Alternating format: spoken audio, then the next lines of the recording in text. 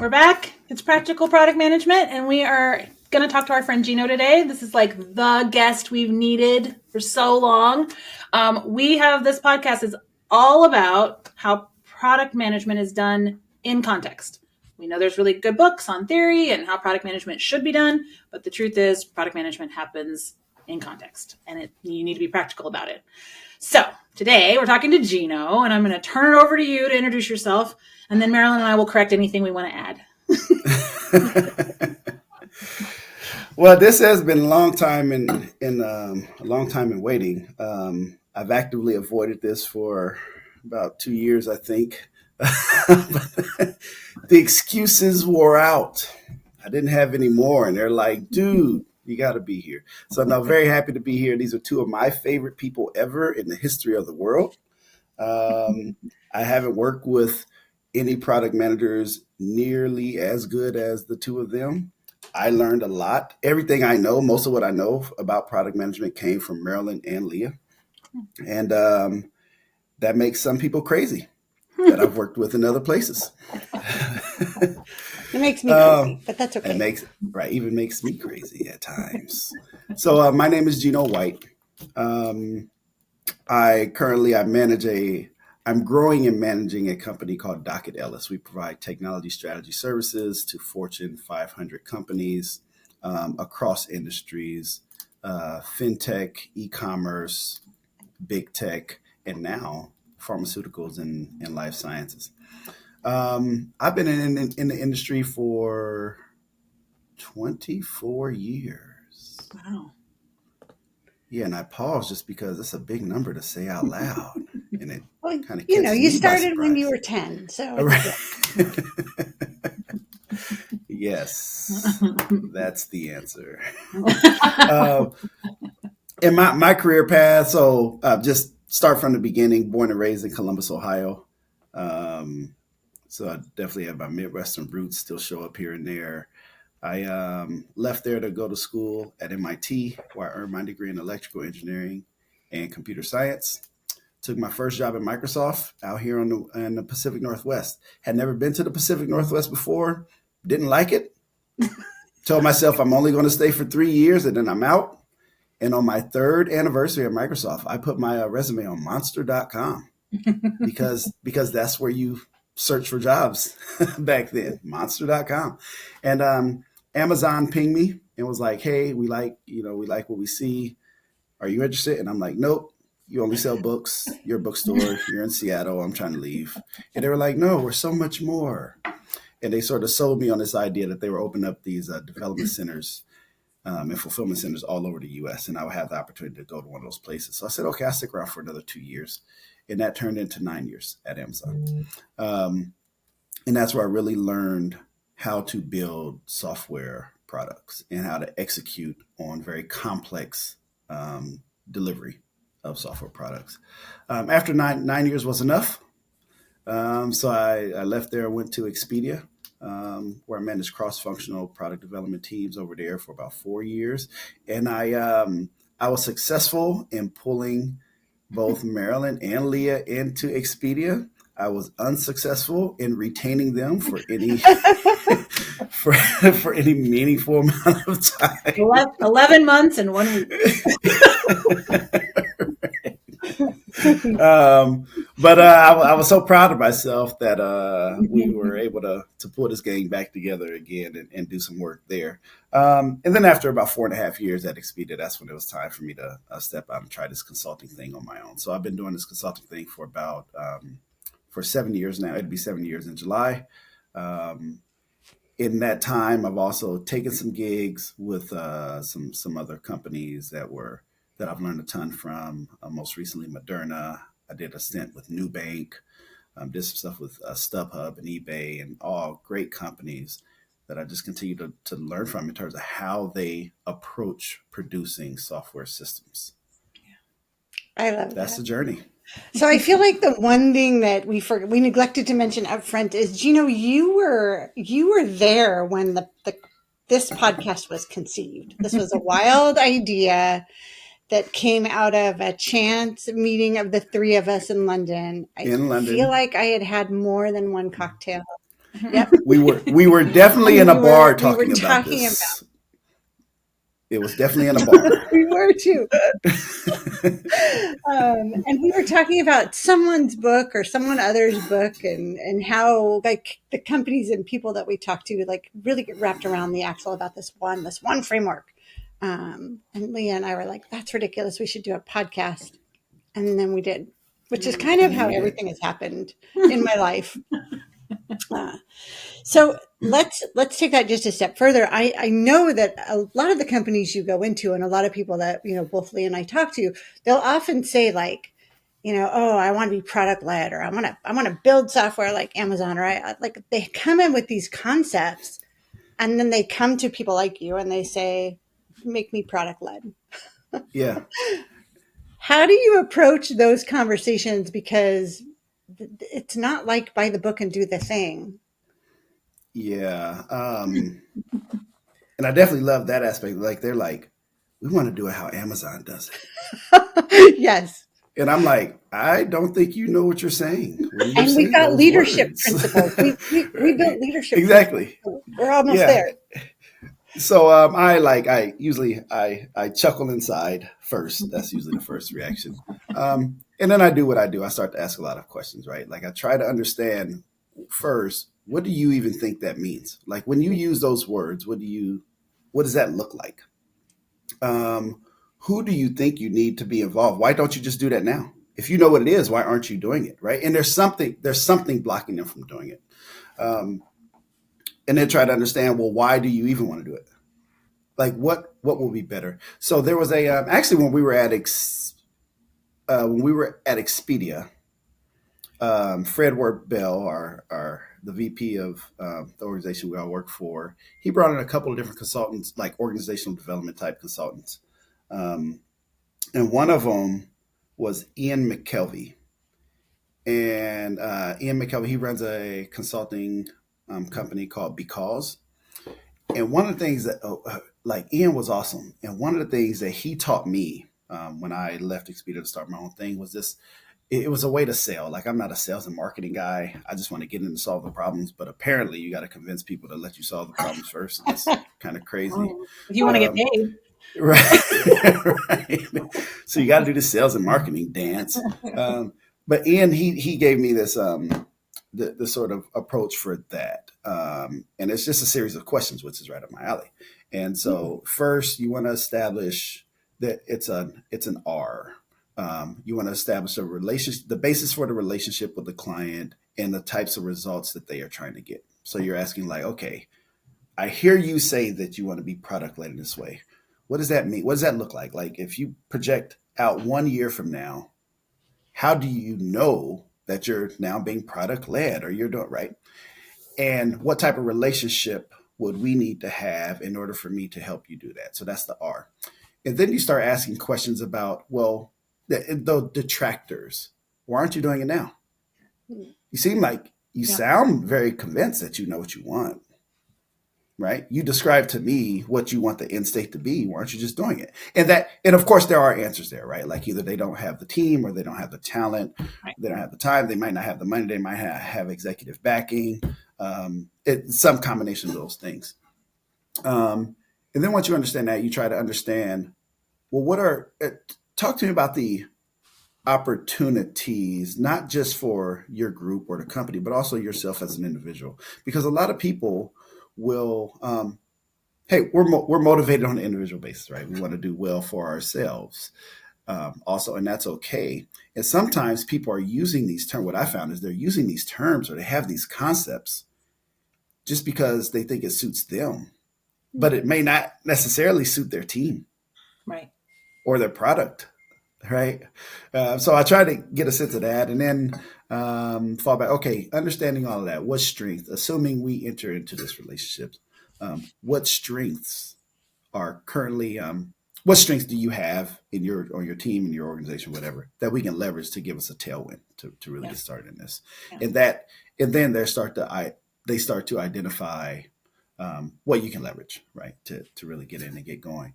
And by the time you have that conversation, you have either confirmed that they that they understand what product led means, Yeah. what it looks like, or you've confirmed that they don't, right? And you've helped them to understand where they don't. And usually it's like, okay, yeah, when you use that word, I thought I was thinking something completely different. Right. And now that you've explained it in the context in which you're operating in, now I think we have a better conversation of what that might look like. Right, right. Do you think that sometimes, I mean, you kind of hinted at this, but sometimes there's everybody's got an agenda, right? But sometimes there's like a personal agenda to say, like, we want to have the kinds of results that Amazon has, or we want to have the kind of name that Amazon has, or everybody wants to be the Airbnb Absolutely. Of such and such and the Uber of such and such. And I'm like, you can't be the Airbnb of such and such if you build this, right? Like whatever this right. is, so do you think that agenda, do you see that often once they understand what the benefits will be, that they're able to put that agenda aside, or is it always sort of driven from another direction? Yeah. A lot of times I've been given the type of work we do, even the type of work that I do, but we do at Dacadelis. We're fortunate enough to work with senior leaders in organizations. And when they're convinced, right? So they're not often willing to set those things aside. So what I have found is more effective in getting and having them think through that a little deeper is like, okay, let's say that is the thing. You want to be the Airbnb of such and such. Right. Awesome. What are the steps? Where are you given where you are today? What are the steps it takes to get there? Right. So let's treat that as our North Star. What are the first 2 or 3 steps that we need to take to get there? And then let's execute on that and do that and then reassess. And if you got to pivot between now and then, like pivot between now and then, you give yourself an ability to pivot with data. So I don't try to talk them off of that because I found that they're not all, but a lot of these senior leaders, they're convinced, right? By the time they're coming to people like us, they're like, I know what I want, man. Just do that. Just make it happen. It's like, I don't know if you do, but all right. But once you start working with them, right, that's the opportunity. I've also found that that's the opportunity to bring some reasonableness, inject some reasonableness into the whole thing, right? Right. Well, I mean, I don't know, but I would assume I've seen this in companies I've gone into, because I feel like every company I've gone into has wanted me for a reason, right? They're looking to make some sort of change and they're like, oh, well, that's the person that can help us do that. And there's always this moment when they realize it's hard. Yep. Much harder than they thought. And you're like, oh, I'm sorry. Did I say it was going to be easy? Did you get confused? Right. Yeah. Right. Who said that? I don't think I did. Right. And that's often to me the moment when they either like they're in or they're out. Yeah. Right. And you start introducing some rigor. Because I always tell people, I went to Amazon a really good product manager. I left Amazon an even better product manager because of the rigor. Because of the rigor. Exactly. Like it was hard and wearing, but I learned rigor. Yeah. And so then when you ask me to come do it with you, get ready.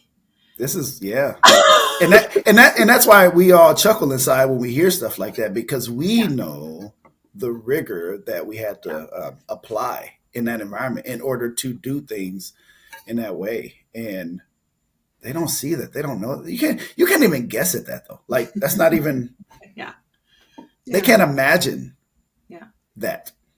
I mean, I remember being in a room with Marilyn and the conversation being like, well, this thing is impossible. We can't do this thing.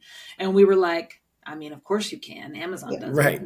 They have billions of transactions a year. So of course we can do that. Well, we can't. It's impossible. And we were both like, what are you talking about? Yeah. Right. Yeah. Of course, what it is hard. Yeah. Right. Not impossible. Not impossible, but it's hard. And I mean, that was when we sort of coined the idea that like we do hard things. That's our job. Yep. It's hard, and there might be a cost. Yes. And so you need to decide if you're willing to pay the cost to get the thing. But impossible is not a thing. It's not a thing. It's not a thing. Right. I love, Geno, that you start with questions. And I think it's the thing Leah and I tease you about, other than liking cocktails with flowers in them. It's the thing we tease you about the most, is that I you mean, ask a ton of questions. I feel like a good flower makes it, I mean, he can't help that he drinks like a 16-year-old girl. which still bothers me every time you say it, because they shouldn't be drinking. But you know, there's and let's move on. And I'll just say I've never been in a room with a 16-year-old girl drinking, so I don't know what it means. Oh no! But you, Weirds me out. you, personally, I think it's your superpower. Not your ability to drink with flowers. 16. Ask questions. Not that. Your ability to ask questions. And I will, like, I tell the anecdote all the time, like, Geno's going to come in and he's going to ask you a ton of questions, and it's going to make you crazy, but he's asking you to explain your thought process. You have personally asked me 16 whys in a row. I would talk and you would just say, but why? Until I finally like flipped my lid. But the beauty, And they were all necessary. They were all necessary. They were all necessary. And entertaining. The beauty of this is I have watched, entertaining for you. I think by the end I was ready to throw a pen across the room. Which I have done in the past. People do. Right. I mean, it can happen. Not at someone, just into the garbage can because I was done. But I have personally watched you. We have been in a room with a wide range of executives, all of which were convinced they understood how a process worked. And they used the same words and they spoke about it with authority. And the thing was broken, and the whole company blamed tech on, they built the thing that was broken. And you have very patiently made everybody in that room crazy by asking questions and documenting what people thought they knew on a whiteboard, and helping them understand that none of them were aligned. None of them were aligned. And so it's not just that their engineers sucked. It's that rigor in understanding what they were building and why they were building it and how it was going to operate, that you brought to a situation that helped peel apart the issue that it wasn't the engineers that were useless. Right. It was that there was not enough rigor in the process. And I actually believe that's probably one of your biggest superpowers. I appreciate that, Marilyn. I like the way you put it, superpower. But really, I think it's I operate on the principle of keep it simple, stupid, right? And when things sound overly complicated, they usually are, right? And that's where you got to dig in. Yeah. And by the way, like I'm not. I think there's a difference between complexity and complicated. Yeah. I love complex things. I can deal with complexity all day long and work through it. Complicated shit is just complicated shit. And sorry, can I say it on the podcast? Yeah, we swear. We sometimes keep track of how many swears you have. Is there a swear jar for the? Sure. But complicated shit is just complicated shit, and it's wasteful when it's complicated. And I use that as a mechanism to, one, my brain just can't handle super complicated stuff. So I do that. I use that method of just, hey, let's stop. Say the thing just say the thing over here, and you say the thing over here. I don't think those are the same things. Here's why. And then you have them talk it out. But that's just keeping it simple, really. Like, let's not assume that everything we think is right is correct. Let's not assume that everyone else is wrong. Let's state the things and then compare. And when you do that in a room of execs, of course, that's kind of like, right? But it's actually a good use of 30 minutes or 40 minutes or an hour, right? Right. Oftentimes. Yeah, for sure. And I think how do you know? I guess I have watched you similarly do those kinds of things, lead a team through those kinds of questioning. How do you know when you're not getting to the heart of it so that you keep going deeper? Is it intuition? Is it like what's there that you go, I want to go one? I'm going to ask question number 17. Yeah. It's not, I don't think it's intuition for what the answer is. Mm-hmm. I think there is it should make sense. Like, and I'm overly simplifying it by saying that, but it should make sense. And when it doesn't, it's like, no, that's not, still doesn't make sense. Like, still doesn't jive with me. I don't know what to do with that. Right. If I stopped here right now, I don't know what action I should take to help you. Yeah. And so we're nowhere.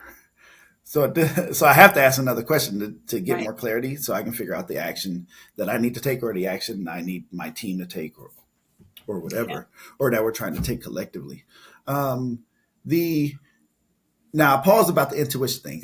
Like, it's not just intuition, I know the answer, but sometimes you kind of do know the answer. Or I will say, I form hypotheses relatively quickly, right? I think this is where this is probably going to land. Yeah. And oftentimes I'm asking the questions to not to lead the witness. Marilyn likes to say, don't lead the witness. And I've learned that from her. Don't lead the witness, because I sometimes will lead the witness. But I ask the questions to test out those hypotheses. Sure. And I'm trying to get to like a definitive, is that hypothesis right or is it wrong? Right. Yeah. And so that's also a motivation for me to keep poking. Well, I love that question though, coming from you, Leah, because you like think about your superpowers, which is like designing platforms and systems. Yes. You do the exact. Leah has the answer. Yeah. But she has the answer 90% of the time, 98% of the time. But she has to bring the others along. Exactly right. You and I think that there's been times where I've been like, just tell me. Right. Yeah. Like, let's just play the game. Yeah.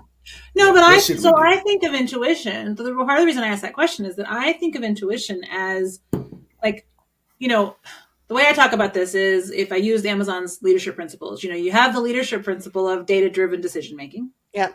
And you have the leadership principle of is right a lot. Yep. And those are in tension. They have some tension between them. Yeah. Right? Because you might have some data, but you then also have a gut check that goes, something's off. Or you might not have enough data and you need to still go. Yep. Right? And so that tension is okay with me.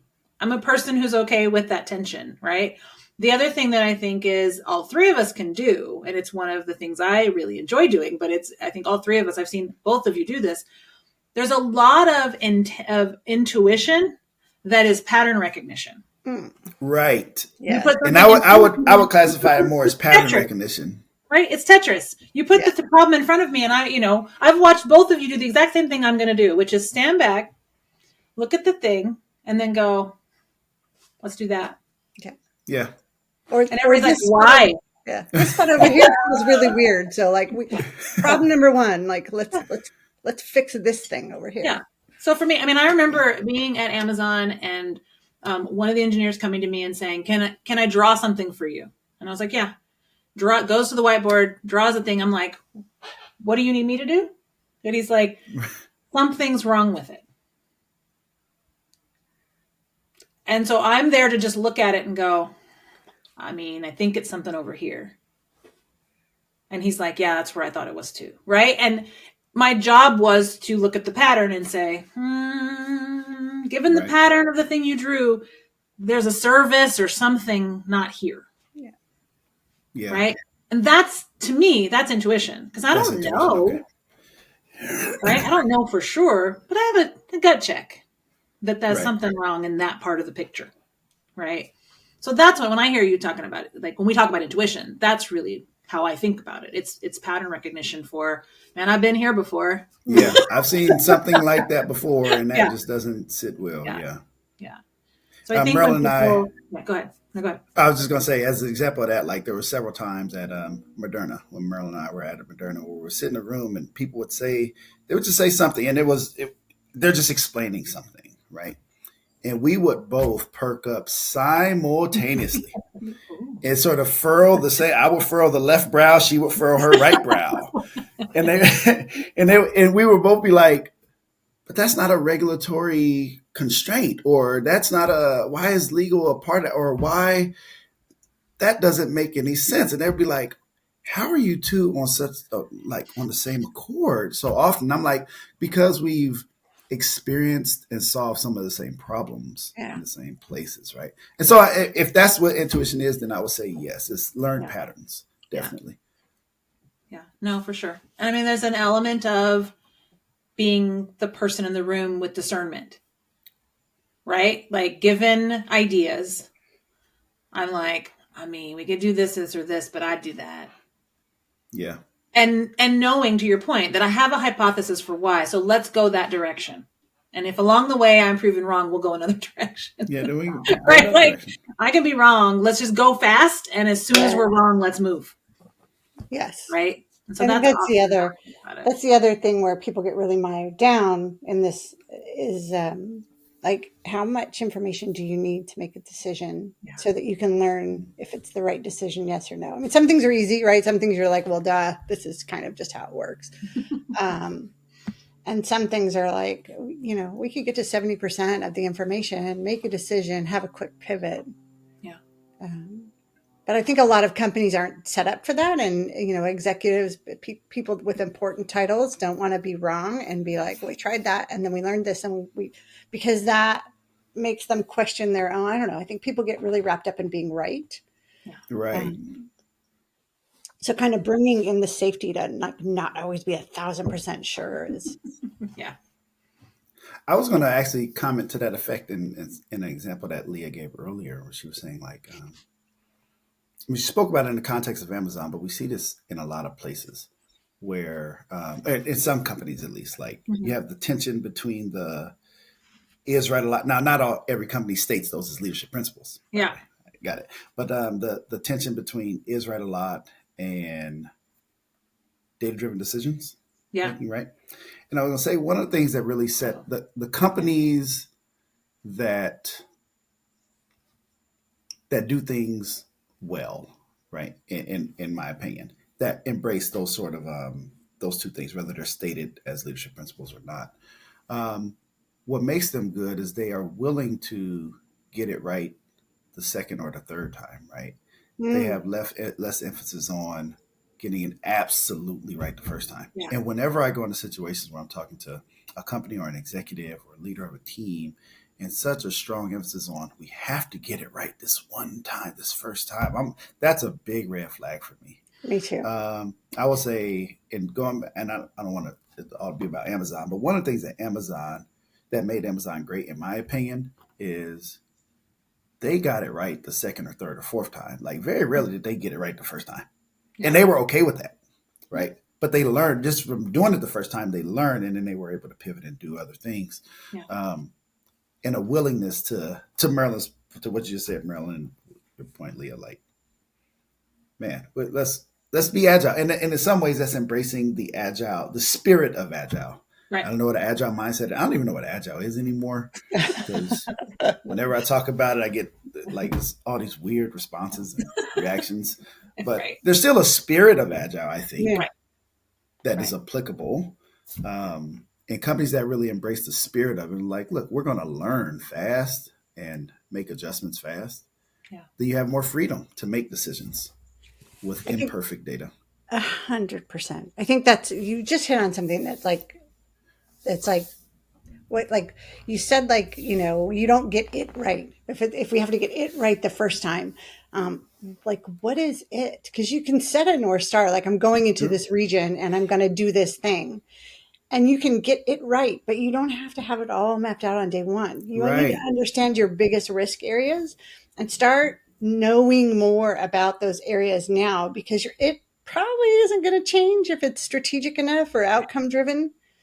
But how you go about going for it, unless you're just like, well, hey, copy what company B did because, you know, we don't have a better idea and they're successful, which I think is a bit of a cop out. Really, it's not thinking about it from a customer perspective, but define your it in a way that allows you to chase those goals in an iterative fashion.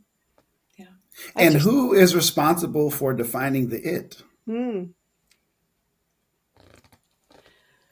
I mean, that's a good question, Geno. That opens up a whole basket of cats. And this is going to take me back to my, I want to be product led. I want to be product led doesn't mean hire a CPO and then everybody else just sort of falls at their feet and worships. Takes a nap, right? everybody else can just do whatever that person says, and we're going to be. She's got it. She'll figure it out. Yeah. But that is a product management function. I would say I don't know what person it is, but I think it's the product management function to define the it in a way. Understand the problem. Who is the customer? What is their problem? Why should we solve this problem now? And what is the business outcome we're trying to drive? I agree. Those are all product management functions. But I don't think they sit in a room by themselves with earplugs in and just decide all this. I mean, I actually think there's an army that comes together, and there might be key decisions that get made. Right. And obviously there's an executive board that has a strategy for the business, but the product manager, the product team will help to define that, along with engineering that will say, here are the 7 ways we can solve this problem. This is actually one of the funnest things that I personally learned at Expedia was when you, as a product manager or as a leader of product managers, when you bring a problem to an engineering team, they're going to find you more than one way to solve it. Yeah. And that's pretty darn cool because now you've got speed options, you've got quality options, you probably have feature options. And if you're in there defining the feature down to here's the code you need to write, you are robbing yourself of having some of the brightest minds help you solve a problem. That is absolutely cool. I've operated in some environments in recent years where it was not embraced as cool though. It was kind of scary to them, or why are you guys going down so many different directions? And that's a rat hole. Just do it this one way. And it's well, that might not be the best way for your customers or for the business where the business wants to be in 2 years. And yes, I've struggled with some leadership teams that were not as open to hearing from engineering the different ways that things could be approached. 100%. And I've actually seen some of the people that I've experienced be very limiting. You must do this one tiny thing this way. They're now on stage talking about how to be digital first, which is an antithesis of what I think is of being digital. Digital first is about learning fast. It's about looking at the data. It's about understanding your customer. It's about sort of going after outcomes, not how can I boss around, 7 engineers who sit together and are terrified of me. But I mean, this is that thing that I say, I think I've probably said this on the podcast before, but when I am leading, I would say for the last, 8 or 9 years, my teams have been cross-functional. So I have ultimately had leadership of the engineers, the designers, the product managers, sometimes marketing people, sometimes legal people, whatever. And when I'm hiring engineers, I know I don't need to say this to product managers usually, but I always say, I don't hire you for these. Right. These I can buy cheaper. Yeah. I hired you for this. Yes. Same thing. Tell me what you know. If you're not going to tell me what you know, I don't need these. Yeah. You need to have an opinion in the room that you sit in, my friend. Yeah. And I think if you join a company where they want just fingertips, give me the thing to build, Leah. Nothing infuriates me more than an engineering team who's like, what do you want me to build? I don't know. Here's the problem. Tell me what you're going to do with it. Right. Right? Be problem solvers. Yeah. You joining or are you just taking orders? Because I promise you being part of it's way more fun than taking orders. Yeah. Right? But sometimes it requires a shift, in freedom, in the ability to think, in the ability to be more, to ask a hard question, to wrestle with something. And I just think that there's if you really want to be product led or product focused or do that, then be willing to come to the table and say, I'm willing to change how I approach things. Right. Yes. Yeah, culture. That's a culture shift. It's not just Yeah. it's not a process or procedural Yeah. shift. It's Yeah. Yeah. Otherwise, I'm just like, you're just running out in front of everybody and everybody's just sort of sitting back and like seeing if you're going to succeed or not. Are we doing this together or not? Right? We're not doing it Yeah. together. What am I doing here? Otherwise, that, you know, you get brought in, it becomes a sacrificial, like the team wins together, right? You Yeah. don't Right. hire one soccer player and then everybody else is like, we'll be over here Yeah. hanging around the water cooler. If you don't win, we're going to just fire you and get another one. Yeah, right. exactly. What do you think the question is that these kinds of leaders should be asking themselves and their team to find out if they're ready Yes. for whatever Ready it is to adopt a product led approach. Yeah, exactly. I want to be digital. I want to be product led. I want to be, I want to focus on, I want to be customer obsessed, whatever. Yes. All of Like, those words. what questions should they be asking themselves to find out if they and their teams are actually ready? I think there's a few in sort of sequence. I think the first is seriously is why. Like, and it's not why. So when we were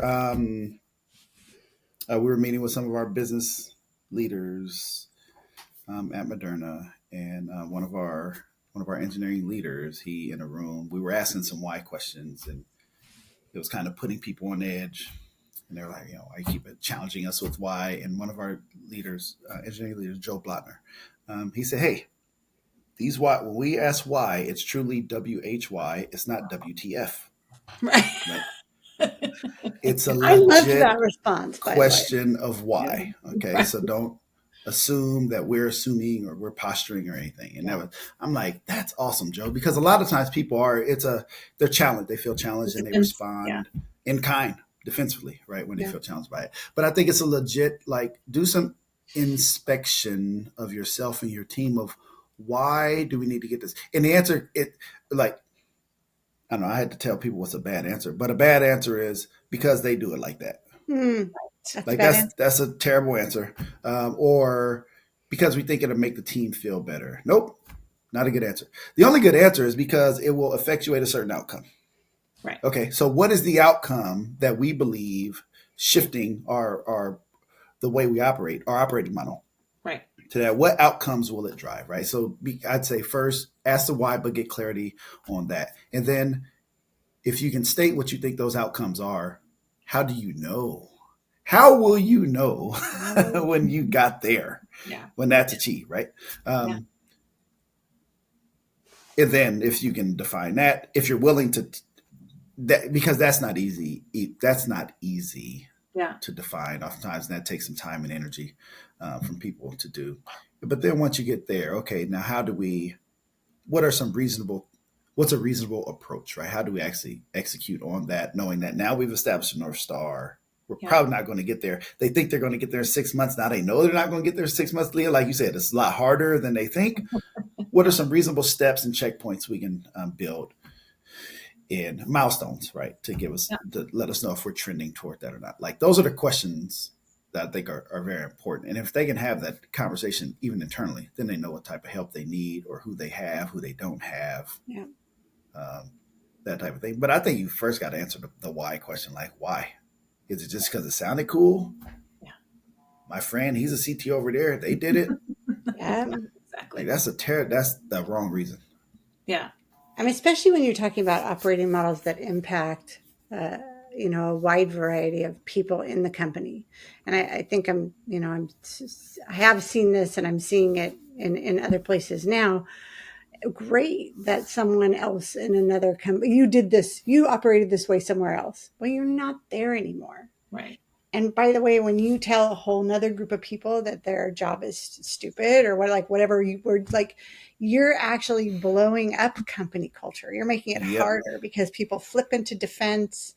And I've literally been to companies where they've tried digital transformation. Like, if I ever see the words digital transformation, it makes me immediately break out into a rash because they've tried digital transformation 3 times, and the people that have been with the company 10, 15, 20 years, I have literally had someone say to me, I'm just going to wait this out. He's going to be gone in a year and a half. Right. And then we'll just keep going. Like this is temporal. The company's forever. And I'm going to tell this person one thing and I'm just going to keep doing the other thing. And you will never change a company by doing that. Right. You're never going to get the outcome you're chasing. You're Right. going to get a bunch of people telling you what you want to hear and not actually changing, not driving an outcome, because we haven't even agreed on the outcome. Right. Let's get to an outcome. Let's define that. I will say though, and I don't think this will contradict what I said before, but another acceptable answer, I don't know if it's a good answer, but an acceptable answer might be because we just want to learn. Yes. Mm-hmm. Right? We want to try this thing out. We're not sure if this is going to work. We're not sure if it's going to help us to do better later over there with that thing. Right. But we want to learn. We're curious, right? Yes. And then it's like, okay, awesome. Let's do this in a way that helps you to learn where you're not. Let's limit the investment in it. Yes. So just so that you can learn something, not so that you change the entire operating model in the organization, right? Because now the way you approach it is completely different. Yeah. And I think that mindset, that learning mindset allows you to build something that is right for the company and the context that you're in, to sort of bring it back to like why we get together all the time and talk about this stuff. Like there is a flavor for your company and it probably isn't out of a book. Right. Nope. Yeah. But it's going to get you the outcome you want. Yeah. Well, and I think it's interesting because going to what you said, Marilyn, and I think Geno touched on this as well, like, when you're going to enact change, when a change is needed and you're brought in to enact change, like the science says, you got champions, you've got the people in the middle who are like, I don't know, but I'm willing to see where this goes. I know we need a change, but I don't know if this is the change, but let's see. And then you got straight up detractors. Yep. I always take the principle of listen to the detractors real closely. Yes. Yep. Go in and be like, why do you hate this so much? Yeah. Right. Why are you saying absolutely not? Fuck no. This is the stupidest thing I've ever heard. Tell me. I can take it. Yeah. I don't care if you think I'm an idiot, because that's fine. Tell me why you're so opposed to this. Because they either will uncover some real biases that exist in the company. Yeah. That you are going to fight, whether you fight them or someone else, you're going to fight it. Or they're going to tell you something you need to know before you ever say yes. Yes. Right. To this is the way we're going to go forward. Because they've often been there, done that, and are like, you're the flavor of the month. Yeah. Right. That guy that says he wants change is never going to change. And you're like, okay, right? So now you have some different questions to go ask, right? That's right. Yeah, they're not problem. They're seen as those detractors, and they're usually pretty easy to identify. But they're not really problem children like that. They have a perspective that is extremely valuable, and they should be treated in that way. Like, hey, that's a very valuable perspective. Yep. Yeah. Totally. And there comes a moment once you move through that sort of initial phase. I do believe there comes a moment when you say, it's time to shit or get off the pot, right? Like, you with us or not, right? Because we're going here and everybody, we've gone, we understand the concerns, but now we're going. You coming or not? Right? Yeah. And I think that there comes a time for that conversation. Yeah. Right. And they may say, yeah, okay, I'll come along. And then they will pull you the other way and you will spend some energy. You have to decide how much energy you're going to give them, or they will opt out. They'll say, I don't want to do this. Okay. Which goes back to something you said earlier in the conversation about the rigor required to change certain organizations. Yeah. Disagree and commit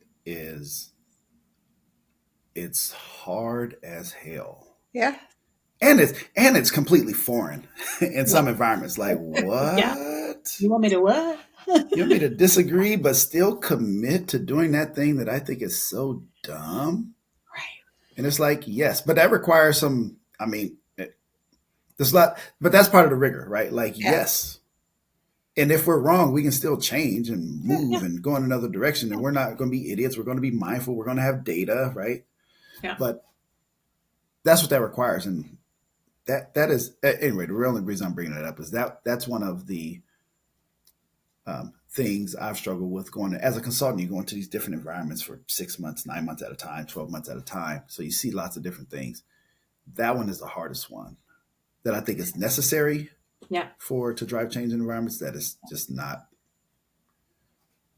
it's not there in a lot of environments. Well, I also think that I think there are a lot of leaders, and I'm going to poke at founders and CEOs in particular, but I think a lot of leaders in general who say they believe in disagree and commit and they want disagree and commit as part of their culture. What they want is agree and commit.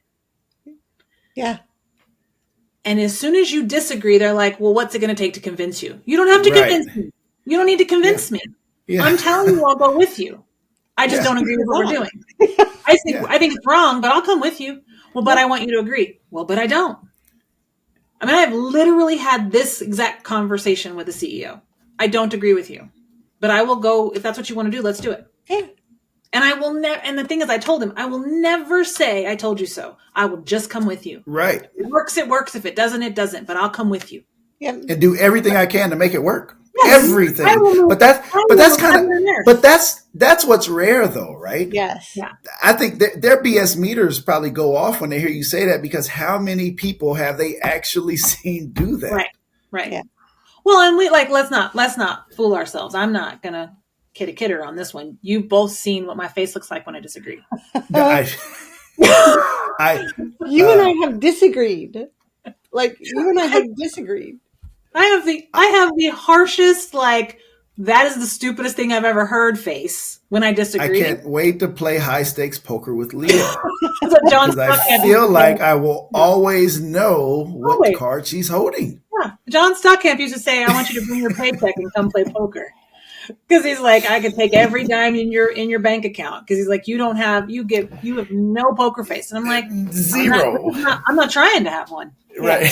Right. I'm not playing the game. I'm not even trying. Like, but I think that's part of the problem, is that what they don't understand is that I can vehemently disagree with you. Yeah. Explain why, and then say, it's your call. Let's go. Yeah. As long as it's not illegal or immoral. Right. Well, right. I can think of a time when you and I had exactly that same conversation, Leah, where like we just disagreed on a path forward. You turned to me and you were like, I hope you're right. And I was like, I hope I'm right too. And we went forward. I do agree with Geno though. I think people probably, I think there's, disagree and commit can sometimes, for people that aren't practicing it, can sometimes look at like, I'll agree with you in the room and then I'm going to bitch about you outside the room. And that is not what we're talking about. We're talking about, I think you're wrong, but if you've heard me, and I feel like you've heard me and you've made a decision, and then I am going to do everything in my power to make everything to make it right. Yep. Now, if I don't think you've heard me and I think you've just told me what you want, then that's not disagree and commit. You're just saying, I don't give a shit about your opinion, in which case, why am I still in the room, guys? Yeah, exactly. And that's what I always tell people. What it looks like for me is I am now going to move heaven and earth to make it work. Yeah. That's right. Because I'm on our side. Yes. I'm completely committed. Yeah. It failing is probably worse than you being right. You know what I'm saying? So yeah. So, and that's okay with me. But I fundamentally, I took a team, when I first moved to Sweden, I had a team that we sat in a room, we talked about a problem, everybody, lots of head nods, very, very, I love you, Sweden, but very Swedish fashion, lots of head nods. Everybody left the room. They did not even get out the door before they started bitching about the decision. No. And I walked out and I said, everybody back in the room. And so they all come back in, sit down. I was like, nope. You got something to say it. Yeah. This is where you get to say it. Let me teach you what this looks like. Yeah. Yes. Right? I was like, you can say anything you want to me in this room. It's fine. You're not going to hurt my feelings. say this is a stupid idea, say whatever you need to say. But if you walk out there, we're on a team. Together. Yeah. And I promise I will do the same thing for you. Right? And I think that is, for me, that is always what I'm looking for, is are we going to do this together? Yes. I hope your listeners really take that part to heart, Leah. Whoever's listening, going to listen to this podcast. I think people really struggle with that. I think they feel that, like, oh, I know the team is now, they're not fully bought in. They're Right. talking bad about this. They're poisoning the well, if you will. They're out there and they don't address it. They just kind of let it go. But like that, you got to look people in the eye, man, and say, no. Like, we are, decisions made. We're committed. I need for you to do everything you can to make this successful. And back channeling a bunch of negative talk is not making it successful. It's not everything you can do to make it successful. Yeah. Yes. Yeah. I mean, the decision Marilyn's talking about, like, I remember thinking, man, this one's heavy. And if we go this way, I'm going to do a bunch of work that I'll have to unwind if she's wrong. Yeah. Right. But at the end of the day, she was the decision maker. Yep. And you got to. So I had told her what I was concerned about. She's like, I think this is the right thing to do. And I was like, then let's go. Let's go. I love how you make it sound simple. There was so much work that went into like both sides of that, right? Yeah. But to that, like, you know, the point you made earlier about the amount of rigor around decisions. It wasn't an opinion. We had data on all the sides. Yeah. Everybody had information, and now we had to decide whose information was going to win and whose decision was it. Because it wasn't easy. Right.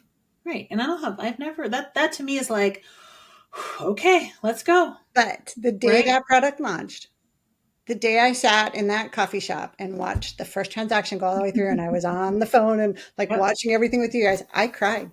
Yeah. I cried. I cried over like a $2 coffee or whatever it was. Yeah, no, for sure. I mean, I cried in Geno's office a lot that year. And I was just sitting there like, are you crying done? Again? And it wasn't because I kept decorating your cubicle. It wasn't that. Geno had to come pull all my decorations down because he was the tallest person. Could you get that thing off the ceiling that Marilyn put up there? Because I can't get it. I just wanted you to know that I loved you. You do that with glitter. Exactly. But Geno, a couple times we've mentioned that Marilyn and I got off to a rocky start. And that you were like, it's time to figure this shit out. To the two of us. Yeah. And so I would love to hear your perspective on the rocky start. Because we've shared the perspective on the rocky start with our listeners before. I didn't understand. It was confusing to me because it was very clear to me that you two were the best product managers we had and were very passionate about the things. And neither of you are unreasonable, meaning both of you are extremely reasonable in everything. So the confusion was, why are they at odds? Like,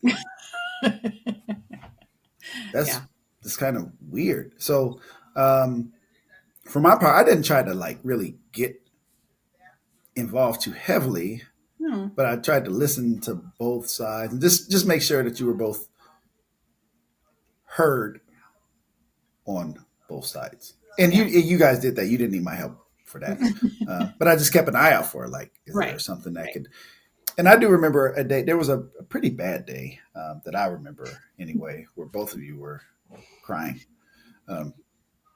And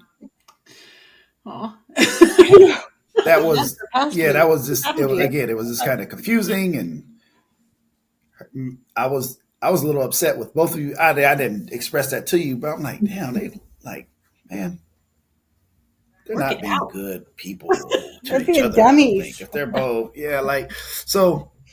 But then you all came back, and like you said, you just committed to getting on this train, and I think that was and we all did our best to make all of that work, right? Yeah.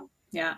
Well, and part of the reason I wanted you to say some of that is like conflict is real. Yeah. And one of the things I don't pretend is that I don't bring my whole person to the company and to the job. Yep. I don't leave anything at home.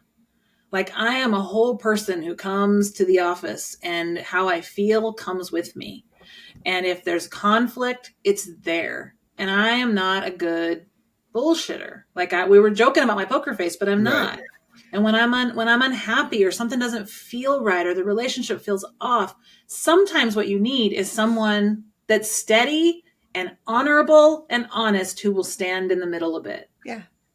And not get involved overly, not take a side, but say, you're both great. Yeah. Work it out. Yeah. And you listen to each other, right? And I think we've probably each been that in different points and times in our careers where we've been that person. Yep. And I really want young product people to hear me say, like, don't stick with the conflict, talk it out, but find someone. Yes. Find somebody who can facilitate it. There's no crime in saying we need somebody.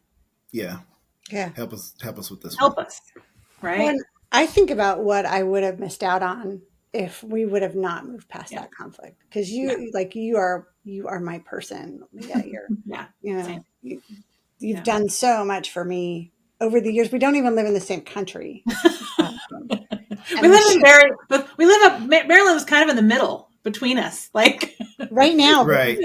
7 hours for me, 7 hours for you. Right. Yeah, I mean, so work past the conflict, because I think there's real value in a lot of these relationships. Yeah. And, I think we've all said it. I've heard it. People build software. And if people aren't functioning with each other in the right way, if they're not committed to the same goal, if they're not committed to working things out, software is not going to get built. Right. No. Not the best way it can be. The best way. Yeah. Right. All right. You ready to lightning round? Do you have any more questions for Geno? No, I'm good. Let's lightning round. All right. Is Geno ready for lightning round? Are you ready for the lightning round? I got my notes that I prepared. All right, Geno. What's the most important thing you've learned in sports that you applied in business? Ooh. Yeah. So I guess that was part of my introduction that I didn't give, but I coach youth sports, right? I have for close to 2 decades now. Absolutely love it. Very involved in that way. And one of the things that I've adopted in explaining to the kids that I coach, look, there's 3 reasons why I show up to practice every day. And there's 3 reasons why I ask them to come to practice every day. Reason number 1, and I have them repeat this out loud. So reason number 1 is to have fun, right? If you can't have fun doing it, it's not worth doing. Don't do it. Exactly. Right. There are times when it's not going to be so fun, but ultimately, is it helping you to get to the point where you can have fun? So we need to have fun. Reason number 2 is to learn to play the game the right way. So it's a complete waste of time if you show up to a basketball practice and don't take the drill seriously because you're not learning to do the thing the right way. It's a waste of time if you show up to the track and you're not working on the technical aspects of running because you're not learning to do it the right way. Right. I think that applies in a corporate context too.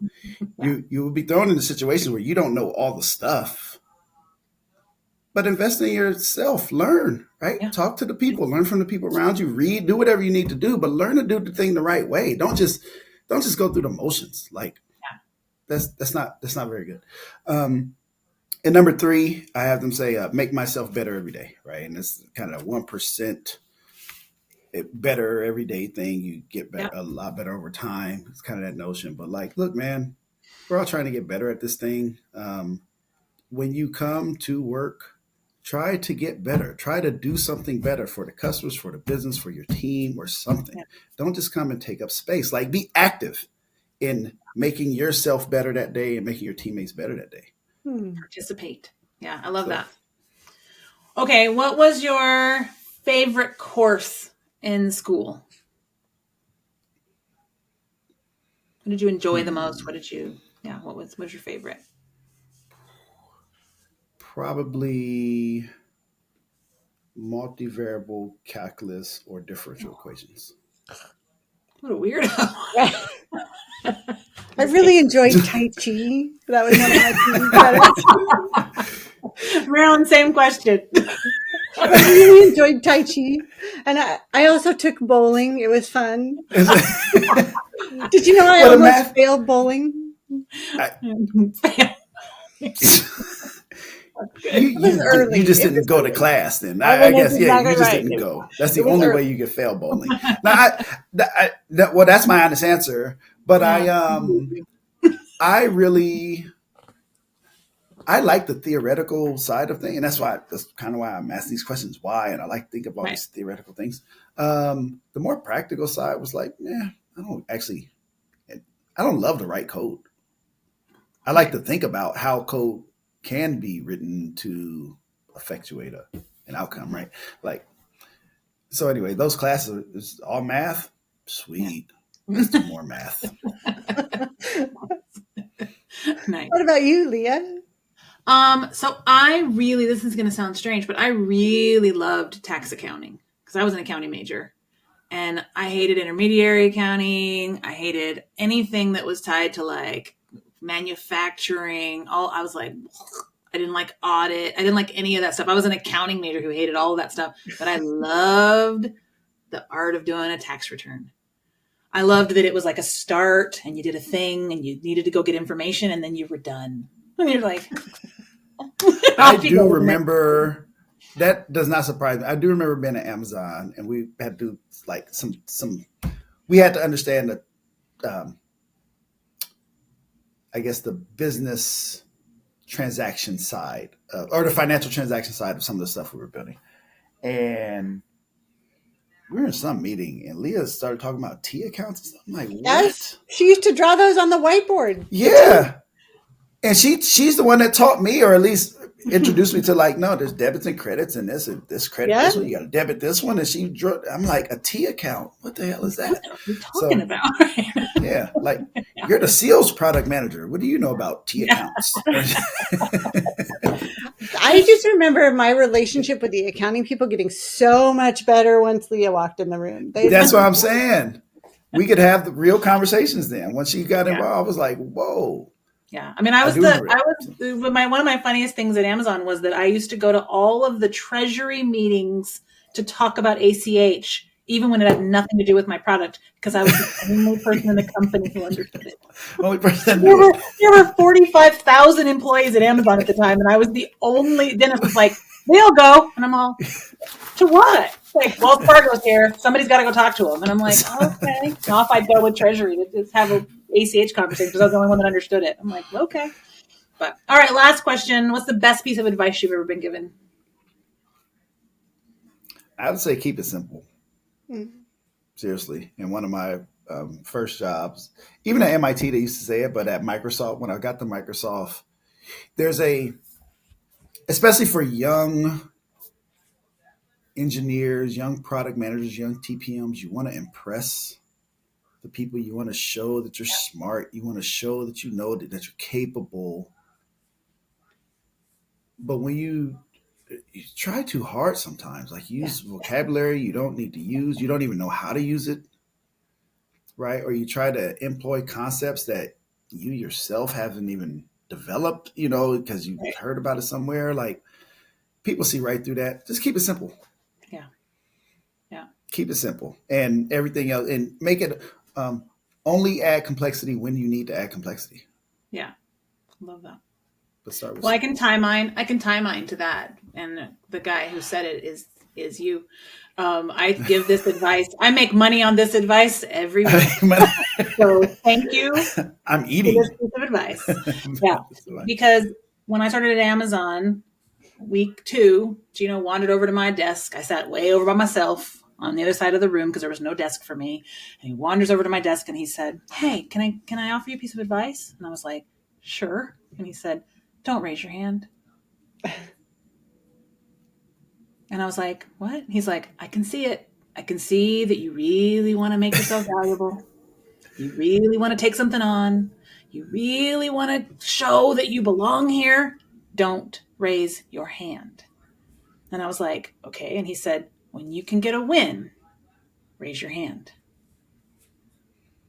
I tell every new product manager that. Like, don't raise your hand just because you're trying to prove yourself. We hired you for a reason. Yeah. Right. You do not need to raise your hand to prove anything. Keep your hand down until you can get a win. Until you know. And then raise your hand when you're like, that's me. I got that one. Right. Mm-hmm. And it was one of the best pieces of advice I've ever been given. Every job I've gone into, I've been like, oh, I want to raise my hand. Yeah. I mean, it's like, no, keep your hands in your pockets. Right. yeah. Like, Just sit on them for a little bit. Yeah. But that's the simplest thing to do rather than trying to prove that I know something. Just be like, be simple, be calm. Yeah. Chill out. Raise your hand when you know how to help. Be simple, be calm, and don't raise your hand. I feel like those are like that goes against the core of my everything. Merlin's like, I'm raising my hand. I'm going to raise it super excitedly. Both hands. There's going to be glitter. Right. There's going to be unicorns. It's going to be chaos. It's going to be fun. Everything. All right, Marilyn. Oh, sorry. I'll say just one thing about that. Like, I'm trying to figure out why I chose that as the lesson. I will say I think the thing that predated, a precursor to that was confidence instilled in me by my mother, right? Mm-hmm. Honestly, this is probably the best advice, which is your best is all that you really need to pursue, right? Yeah. Like you don't have to, you're not competing. I've been in very competitive environments. Yeah. From college to corporate careers and stuff like that. And I do pretty well. But it's a large part because I'm not really competing with any of them. I just compete kind of with myself. My best is going to be good enough and better than most people's best. Like I firmly believe that. So I don't have to overcomplicate it. I don't feel like I have to impress people. And that comes from my mom. Like, you're fine. You just do you. Everything else will be good. Out. So I can keep it simple and be confident that it's going to work for me. Yeah. Where that may not be as easy for some. Yeah. So maybe the advice is, you're good. Your best is good enough. Just do your best. You're fine. Yeah. I don't know. I like the simplicity. I'm putting simplicity back on the table. Because I think if you can explain complex things in simple fashion, then you actually understand it. And when you complexify and use all the big words. But I do. So I'm just going to pull on two things that you guys have both brought up in the course of this conversation. The first is this should be fun.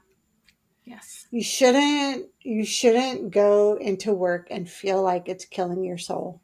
Yeah. You shouldn't be working on a problem that you don't personally enjoy. And I think there's a lot to be said to be having joy at work. And you have both brought an immense amount of joy to my life. Mm-hmm. And the second is like, you are hired for a reason. Like, don't overcomplicate it. Don't try to be someone you're not. Have an opinion in a room. Right. I mean, like, feel free to say, like, I have a dumb question. And I know, like, you're not supposed to say that as a girl, and you're not supposed to, like, use whatever crutch you want, but speak up in a meeting, right? Right.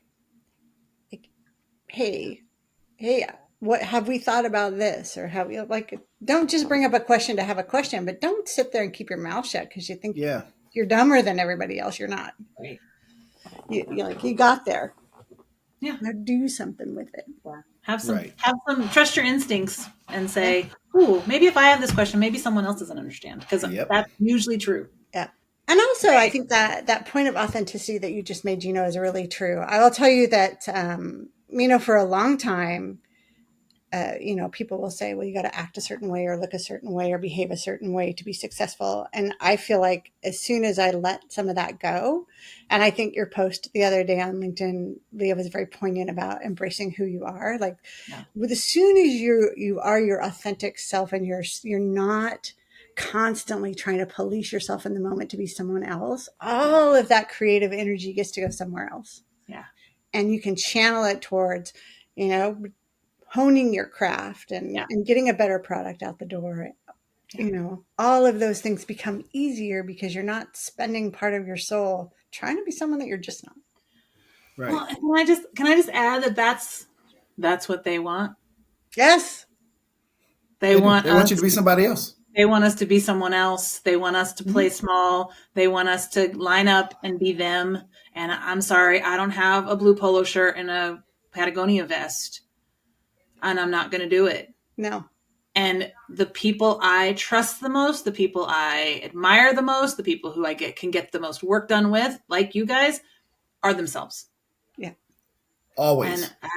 And I don't need, I mean, listen, if it's the three of us against 3 mediocre white men all day long, I'll take that all bet. day long.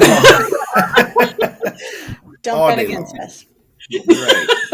Don't Like, bet against like, I'll take that bet all day long. Right? And so I 100% agree with you on that. Very cool. Love it. This was fun. I knew it would be. This was fun. Thanks, Geno, for coming and talking to us. Thank you for having me. Sorry it took so long. Shoot, the next one shouldn't take so long. Now I'm like, no, come back. I know how to do this podcast thing. Yeah, we still probably have to have another conversation about something. So. 100%. Awesome. Well, All thank right, you. everybody. This is awesome. I'm proud of you guys. We were in a bar talking about this, and this is a thing. We have a whole thing. Season 2 is happening right now. Yeah, right. Awesome. Well, if you're watching this and you have questions, suggestions, ideas about what you want us to talk about, please send them over.